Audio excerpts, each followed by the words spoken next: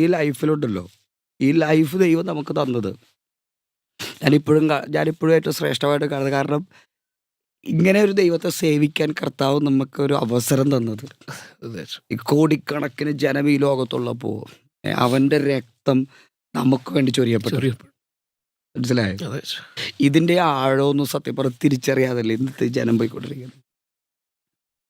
ഞാൻ ആത്മാവെ പറഞ്ഞുകൊണ്ടിരിക്കുക. ഞാനിപ്പോഴും പറയുന്നൊരു കാര്യമുണ്ട്, കുഞ്ഞെ, ലൈഫിനെ നിസ്സാരമായിട്ട് കാണരുത്. അതിൻ്റെ വാല്യൂ തള്ളിക്കളയരുത്. അത് കർത്താവ് നമുക്ക് തന്നിട്ടുള്ള ഒരു ഗോൾഡൻ ഓപ്പർച്യൂണിറ്റിയാണ്. മനസ്സിലായി? ഇത് ഏറ്റവും നന്നായിട്ട് ദൈവത്തിന് വേണ്ടി പ്രയോജനപ്പെടും. തീർച്ചയായിട്ടും.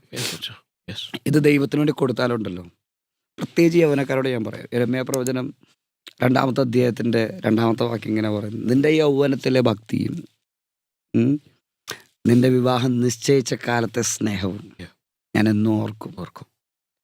ദൈവത്തിൻ്റെ ഏറ്റവും പ്രയോറിറ്റി ഉള്ള ഒരു വാക്കാത്. മനസ്സിലായോ? നിന്റെ യൗവനത്തിൽ നിനക്കുണ്ടാകുന്ന ഭക്തി.